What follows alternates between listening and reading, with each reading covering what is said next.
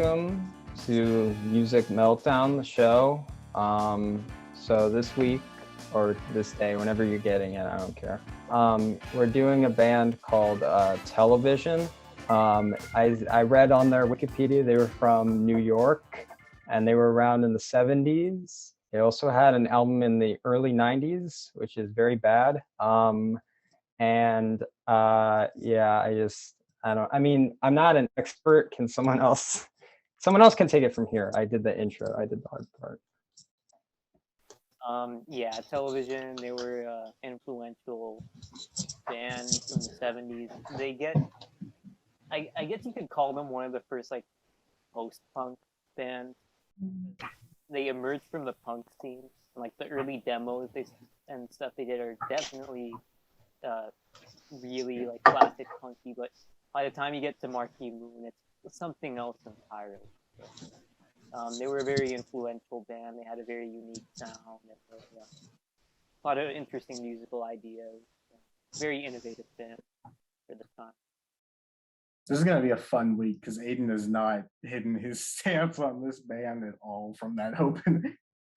I'll just go ahead and lay it out there. I'm just going to cut to the chase immediately. I hate the way this guy sings. It kills the band for me. I think that he has a really just obnoxious vocal delivery on pretty much every song in this discography. I don't think he's a great singer, but I don't mind it. Mm-hmm. I didn't really notice the vocals, I gotta say. My previous knowledge going into this was I knew the title track to Marquee Moon. That had me very excited. Then I heard him sing more, and I was not pleased. I don't think I'd heard a single song by Television, not even Marquee Moon. That makes sense. They feel like to me like you have to be deep into being a music nerd to know of Television, and they're not a bad band. They're fine. Hey, you're saying I'm not a real music nerd? I can't believe this. You're a real 60s nerd. Difference between being a music nerd and a music dork. Oh shit. Like I'm never coming back for that. It's okay. I'm the dork. You're the nerd. Aiden's the boomer. We can go with that. Aiden, I want to hear you shit on their self-titled. Get into it. So Television, self-titled, 1992, I think. I have this. This is like low three out of 5. It's like I feel like after Marquee Moon, they tried to do stuff like that, but they didn't have the same energy. And Television, the self-titled, just feels like adventure, but with horrendous production on the drums, which personally offended me. And I was, offended by that. It's just sounded very bad. Otherwise, the guitars, they sounded kind of thin, I thought. The production was not as good as the first two. And yeah, overall, I don't have a lot to say. Like, I'm not really sure of their abilities as like a lyrical band. Sometimes their stuff sounds good in terms of lyrics, but it's not the focus, I think, for most of their sound. I think their focus for a lot of it is kind of experimentation and the style that they get you in, for me. But this one, I low 3 out of 5. It wasn't like extremely terrible, but I don't really want to listen to it again, and I don't like the way the instruments were recorded, particularly the drums. Alrighty, I'm going to cut to the chase here. We have dramatically different opinions on this band, especially the production. My bottom, I think pretty blatantly, the worst album is Adventure, and there's absolutely nothing to say about this album at all. It is in pretty much every way a worse version of Marquee Moon. They dial back the punkiness, they dial back the interesting elements. It's a worse sounding record. It's a less interesting record. It has one highlight on the entire album, which is the song Days. And if I'm being perfectly honest, that's probably their best song in the entire catalog. But there's just nothing very interesting about this album at all to me. I don't think there's a ton that's super interesting about the band as a whole.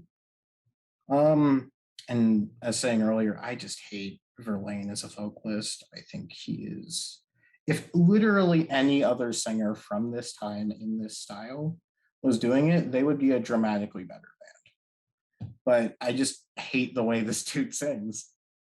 I want to go with 3 stars because of how good I think Days is, but every other song is just like so bland or whatever to me. It's a 2.5. I got nothing to say. This is like my least favorite record I've listened to for the show so far. Okay, my number 3 is Worse than In Space? Oh, I forgot about that one. No, In Space is at the bottom. Love Revolution. okay. My number 3 is the self-titled from '92. I normally am not a fan of like reunion albums, but this one was an exception. I give it 3.5 out of 5. Um, it's has a good sound to it. The songs are pretty good. I enjoyed listening to it. Like at no point did it feel embarrassing to me, like most reunion albums for other bands do. Um, I thought the production was pretty good. It didn't sound. It sounded contemporary with the time. It didn't sound like they were like they were trying to go back to like the '70s. It sounds modern, stuff like that. And my only issue is just that the songs, just none of them are really memorable to me, and this just isn't an album I'm really gonna go out of my way to listen to very often. But it is good. These guys are all really fantastic musicians. Um, they know how to play very well. Um, these are things that are, I guess, music of this nature, like jazz, for example, is more for people who are musically inclined to playing. So it's naturally it's gonna be. I think we're all kind of out of our element discussing this band right now, to be honest. So, yeah, it's a good album.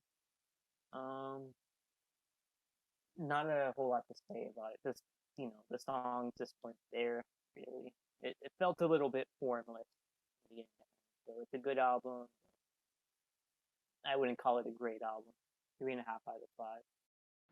I wouldn't say we're out of our element, more so we just did Nick Drake, and television is just an infinitely less interesting artist than Nick Drake. Yeah, I'm afraid I have to agree. Yeah, I'll go to my. No, some people are just objectively right, and some people are wrong. I'm I'm sorry. here. Yeah.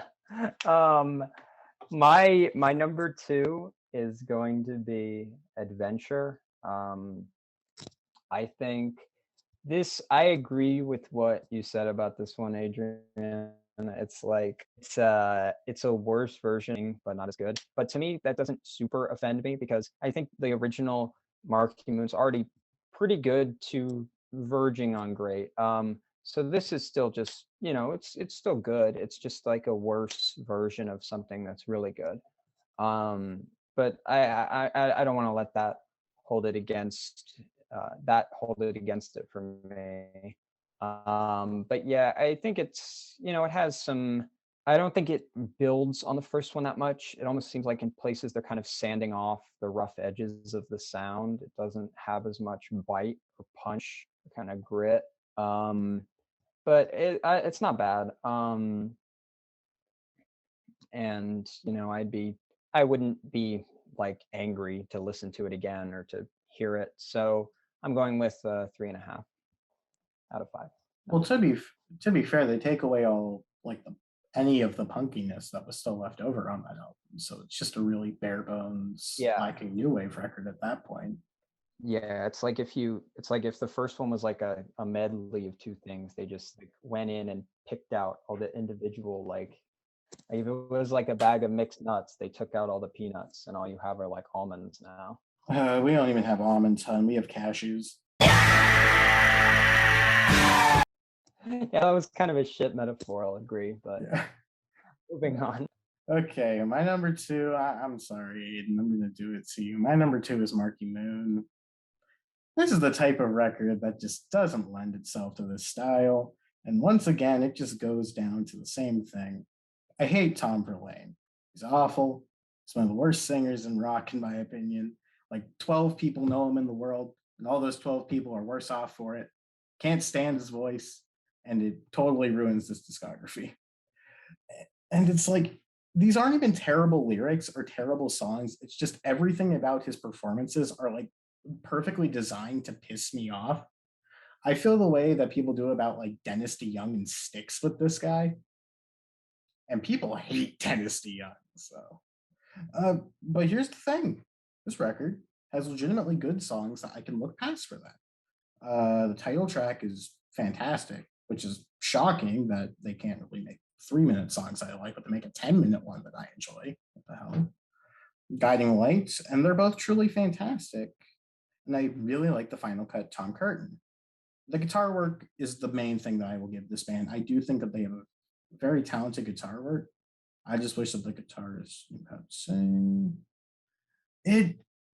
I feel like this record could grow with me in time, but like I don't want to give this band the time to do that. It's decent. It's all right. I give it 3 stars. It is dramatically better than Adventure, though. Yeah, my number 2 is Adventure. When I first heard this, it didn't leave much of an impression on me, honestly. But listening to it recently was like the first time I heard it in a couple years. But I underrated it the first time I heard it. I think this is a really great record. Not as good as the debut, mind you, but I give it 4.5 out of 5. I really like the guitar sound on it a lot. Like I love it's like really good. It's got a nice zesty twang to it, nice new wave sound, which I really like. And the sounds are really good. Days is really, I agree, that's one of their best songs. Foxhole is really great. It gets off to a really banging start, and when these guys click, it's really on. These boys get down. They really know how to jam. They like it's like, again, they were really influenced by like jazz and improvisatory music, so which is why the instrumental part of it takes such a big focus. But I just really enjoy listening to them play. Like when you hear like 4 musicians who are like have such good ears for what each other is playing, that sort of thing is really compelling to me. And I think the lyrics are very good in this band. It's a bit like surrealist poetry from like the 30s. I hear a lot of and like even older writers. I hear a strong like influence of like Arthur and Beau, and Tom Verlaine's name is influenced by the abstract poet Paul Verlaine, and it's good music. I really like it. It's performed very well. It's just like it's Television are a classic example of a band where like the debut is like such a strong, great record that it kind of like overshadowed their career, the rest of it. Because you know, I'll say more about Marquee when we get there, but it's nowhere near as consistent in quality as Marquee Moon. Like there are some dips where like it starts off with a really strong start, and then the energy kind of goes up and down to varying degrees. But I really like this album a lot. I give it 4 out of 5. My second favorite album. I think it's very underrated. At least someone here loves this band. So my number 1 is Marquee Moon. That's not exactly like surprising, I guess, to most people, not naming names, but yeah, I just think it's really good. I think the title track is my all-time favorite song by them. I know it's kind of a basic pick, but I just think it's really good from start to finish. I think just everything in this album contributes to just a good kind of vibe, good listening experience. The songs flow very well. I really do like the guitar tone. It has like this crisp, kind of almost like serrated sound that sounds really cool.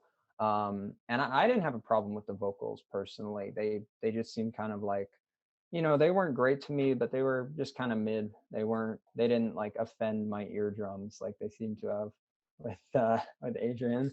But yeah, it's a good experience. Yeah, I'm verging on like it's like a low 4.5. I'm not maybe a high 4 if I was feeling less generous, but I'm in a good mood, so I'll give it a 4.5 out of 5. Marquee Moon. Don't give this band anything. This band doesn't have a 4-star record. I'm gonna cut to the chase. I wrote like 2.5 paragraphs about the self-titled. I don't want to read this. I'm just like so apathetic towards this band as a whole. But this record shocked me. I think I listened to Marquee Moon twice before I listened to this. I never got around to re-listening to Adventure. I didn't want to fall asleep and be disrespectful to it as much as I have now. But this record really took me by surprise. And I'm going to totally just make Aiden cry or whatever. I think that this record sounded like total garbage in the 70s. I think that the production doesn't fit their sound at all for those first two records. I think that it sounds incredibly off and just doesn't lend to the music whatsoever.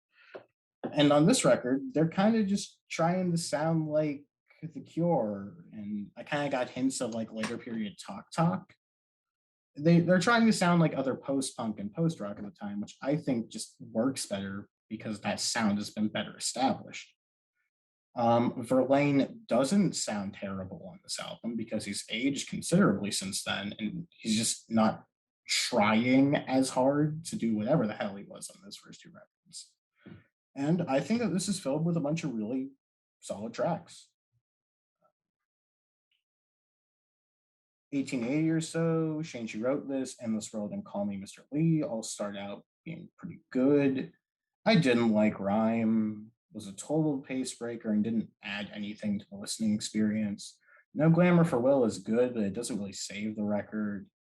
And same can be said with Beauty Trip and the Rocket. However, I think the closer of Mars is another contender for one of their best tracks. I think it really closes out the career in a really well-meaning way.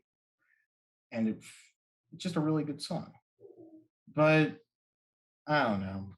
This band just like, I get nothing. I feel hollow right now. I feel like the container of mixed nuts, somebody handed it to me, but they put pistachio ice cream and it's already melted. Like everything interesting that this band had going for it was ruined by the time that they stopped caring anymore.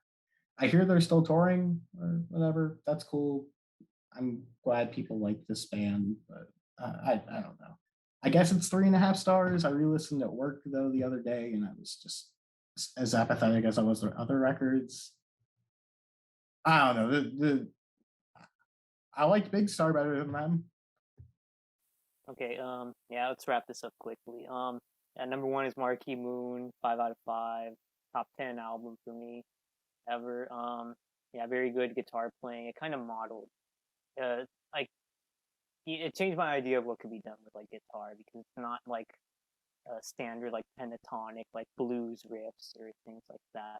It shows how you can like incorporate like a broader spectrum of like sounds into like a rock context. And I just think these songs are really epic. It's just like they really sound magnificent. It's a great nighttime album. It makes me think of being in the city after at like 12 a.m. I think it's recorded really well. The production is really good. And yeah, the lyrics are very good. You know, I'll admit Tom Verlaine's not a very like on like an operatic level, but you know his voice is fine for what it is. You know, I'm just accustomed to like post punk and you know punk and stuff, and technicality and like vocal range isn't a requirement. It's more attitude that's important, and I get that from this band. And yeah, most of these songs were recorded in like one take, and no overdubs or anything. Very spare, very stark. The rhythm section sounds fantastic. Richard Lloyd is a very good guitarist. He's kind of, and I love the way the guitars kind of weave together, like trade off on lead playing and stuff. They were really influenced by like bands like the Yardbirds and stuff, and like their approach to music. And I can hear that from Marquee. And yeah, really great album. I admire these guys very much. I think their skills are very, very extremely good. If I can get anywhere close to playing guitar as good as like Tom Verlaine or Richard Boyd, I don't think that'll ever happen. But yeah, I love this album. I love this thing. 5 out of 5. Well, I'm sorry for shitting on your idols. Okay. I'm surprised that they recorded the songs in one take because of how kind of like impressive all the performances are, like instrumentally. That's It explains the vocals. I don't get the vocal, like I barely even like noticed any. They just felt like the like middle tier vocals. Like they didn't offend me. They didn't do anything for me. They were just kind of there. I feel like this is another example, kind of like Nick Drake. I feel like this band would have been way more interesting if they had like R&B or something. I don't know. I'm sorry. I've been such like a downer this whole time. I have nothing to say about this band. And that's just sort of... I don't have a ton to say. I mean, I think they're good. I think Marquee Moon is a great album, 4.5. But other than that, it's not that interesting to me. I probably won't revisit the second or the third release. I was kind of hoping, because I haven't really done anything to hint at this. I love the New York Dolls. I think they're just a tremendous band. I was kind of hoping that this band would have been like that, where it's just like, I really shouldn't love this band as much as I do. They don't really fit into my taste. And I was just totally underwhelmed by everything, I was a little underwhelmed too, but I still give them pretty good props overall. Yeah. Well, with that being said, even more unfortunately, this is Steph's last episode canonically, though she comes back in like 3 weeks or whatever for the band. Yeah. She's not come back as like an occasional. Yeah. She's not like permanently gone or anything. I'll force her back whenever I want to do Uncle Tupelo or something. All right. With that being said, our next band started out in the 60s, had a couple of different people there, made a few albums, led by one of my personal favorite rock singers of all time. We are going to be tackling the large discography of The Who, just The Who. We're including Big, Meaty, Bouncy, whatever the hell that compilation album's called. It would have been better if that album had been a Dave D, Dozy, Beaky, Mick and Pitch album. That would have been like thematic kind of, but unfortunately, wrong band, I guess. You're my co-host. I get to do the rest of this with. Yeah. Oh, goodness. Well, I'm gonna go watch some television or some shit. Alrighty, you'll have a good one.